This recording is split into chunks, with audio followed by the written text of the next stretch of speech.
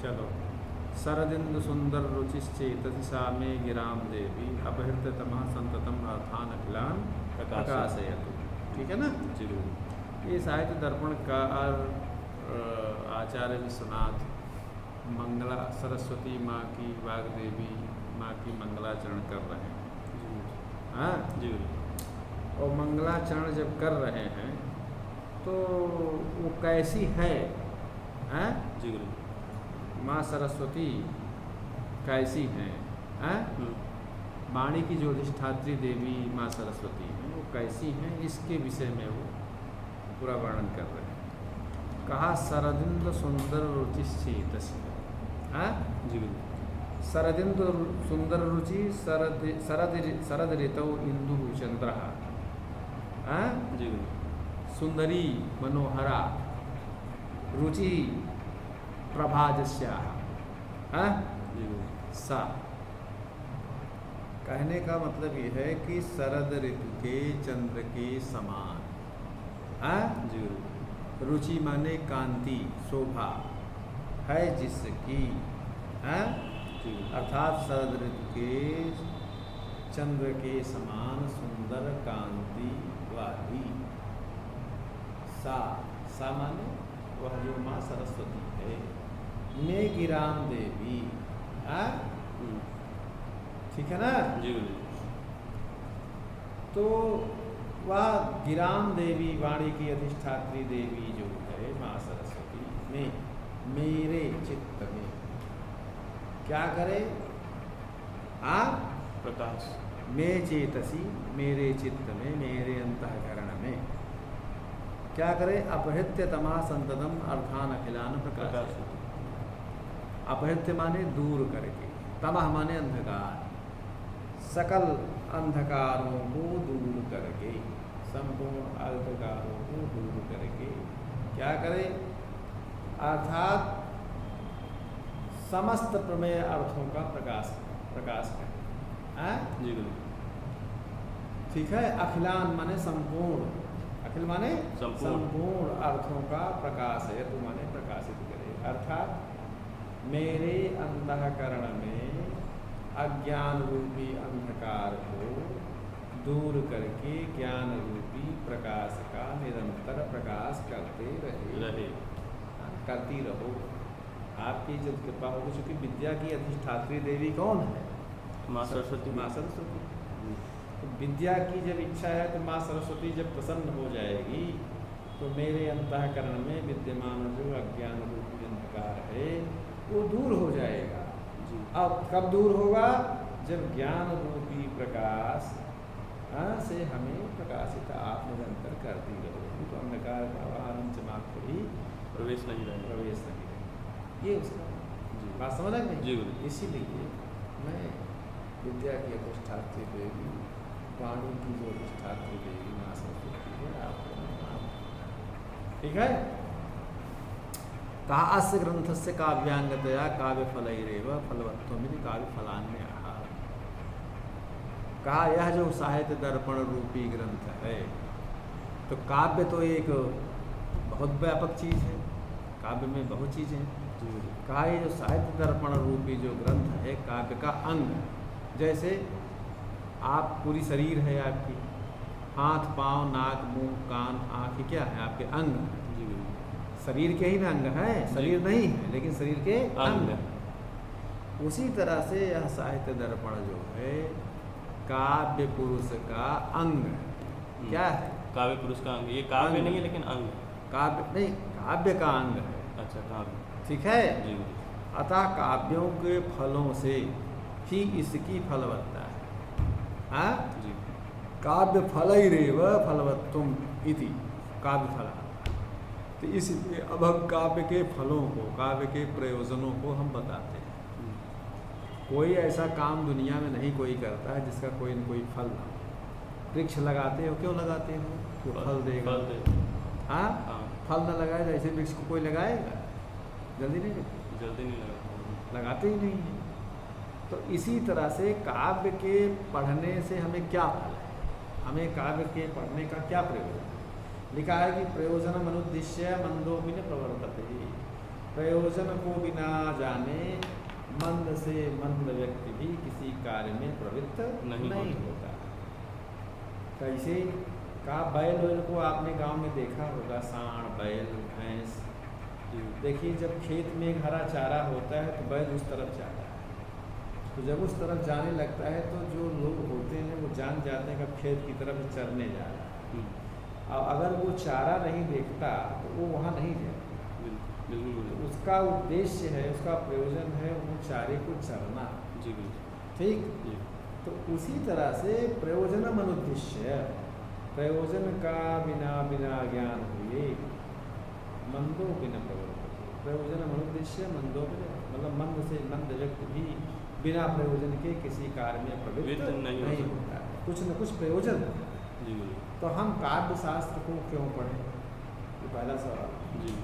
तो काव्य शास्त्र को क्यों पढ़ना चाहिए, अब इसके प्रयोजन को हम बता रहे हैं। बात समझ में आई? जी बिल्कुल। हाँ?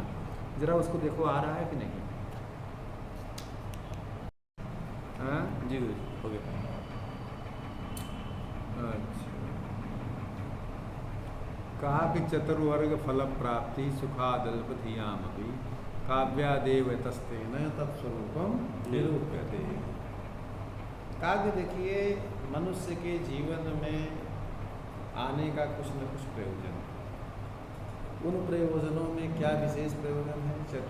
पुरुषार्थ चतुष्टय की प्राप्ति। पुरुषार्थ चतुष्टय क्या है? धर्म अर्थ काम मोक्ष। ठीक। तो इन ये पुरुषार्थ चतुष्टय है। तो कहा कि पुरुषार्थ चतुष्टय तो किसी भी शास्त्र से हो सकता है। जी बिल्कुल।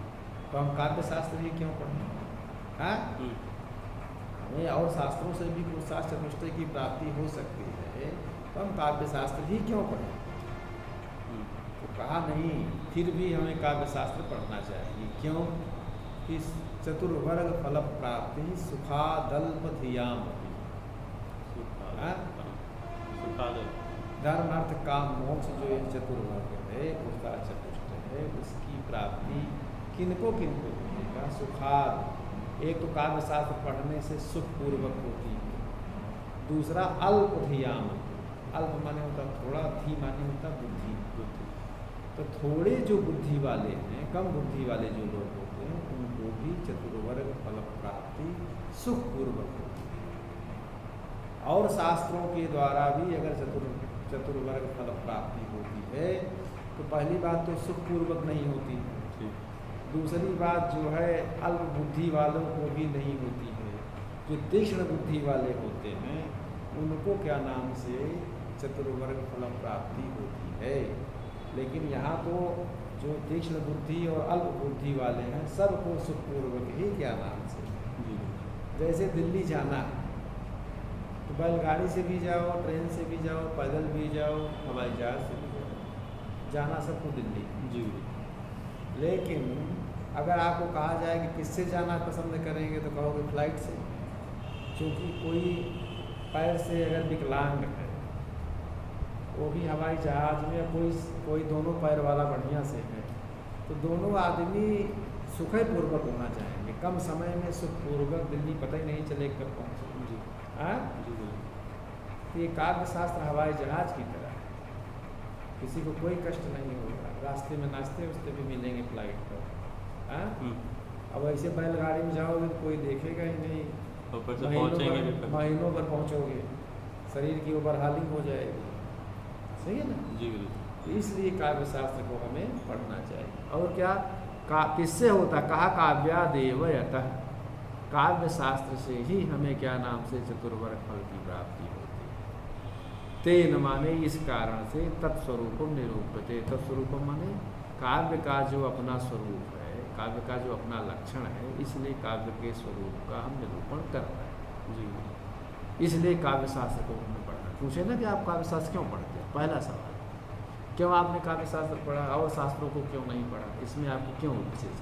चतुर्वर्ग फल प्राप्ति सुखादल्पधियाम। वही बात है कि काव्य शास्त्र ही एक ऐसा शास्त्र है जिसके अध्ययन से हमें तो कम बुद्धि वाले को सुखपूर्वक भी धर्म अर्थ काम मोक्ष की प्राप्ति हो जाती है। अन्य शास्त्रों के द्वारा बड़े परिश्रम के द्वारा सुखपूर्वक नहीं, तीक्ष्ण बुद्धि वाले जो हों वो किसी किसी को भी चतुर्वर्ग की फल प्राप्ति है।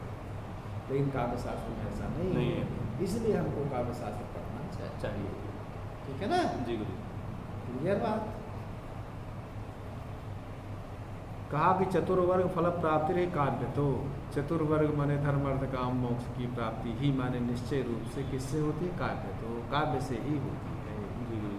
कहा कैसे जाना? कहा रामादिवत प्रवर्तितव्यम न रावणादिवत इत्यादि कृत्याकृत प्रवृत्ति निवृत्त उपदेश द्वारेण सुप्रतीत। रामादिना तुल्यम रामादिवत, राम के समान आचरण करना चाहिए। हाँ जी गुरु। भगवान राम के समान हमको आचरण करना चाहिए। न रावणादिवत, रावण। रावणेन तुल्यम रावणादिवत, रावण के समान आचरण नहीं करना चाहिए। कहा भैया रावण महापंडित था, रावण में क्या दिक्कत थी? कहा कि रावण में एक दिक्कत ये सबसे बड़ी थी, विद्वान होने से नहीं होगा, आचरण उसका बड़ा गंदा था। पराई नारी का अपहरण करना, है जी। राक्षसी प्रवृत्ति की वो करना। तो भगवान राम जो है एक व्रत नारी थे, मर्यादा पुरुषोत्तम थे, जो उनके भक्त थे उनको दया करते थे, दुष्टों का दलन करते थे। तो हमें भगवान राम के समान आचरण करना चाहिए। भगवान राम की पूजा पूरे संसार में होती है। और रावण का जैसा चरित्र था, विद्वान होने के बाद भी उसका आचरण सही नहीं था, वो अनुकरणीय नहीं है। इसलिए आचरण भगवान के समान आचरण करना चाहिए, रावण के समान में आचरण नहीं करना चाहिए। क्यों? इत्यादि कृत्याकृत्य, मतलब कृत्य माने जो करने योग्य कार्य हैं उसमें मेरी प्रवृत्ति होनी चाहिए। अकरणीय माने निंदनीय जो कार्य है उससे हमारी निवृत्ति होनी चाहिए। समझ रहे हो नहीं? जी जी गुरु। कृत्याकृत्य प्रवृत्ति, प्रवृत्ति माने प्रवृत्ति होना चाहिए, और निवृत्ति माने जो निंदनीय कार्य उससे निवृत्ति होनी चाहिए। उपदेश द्वारेण, काव्य शास्त्र के द्वारा ही यह बात प्रसिद्ध है, काव्य शास्त्र के द्वारा ही यह प्रख्यात है, प्रसिद्ध है। बात समझ रहे हो नहीं? तो इसीलिए हमें काव्य शास्त्र का ही अध्ययन करना चाहिए बस ना। इतना वो रहेगा तो ठीक है।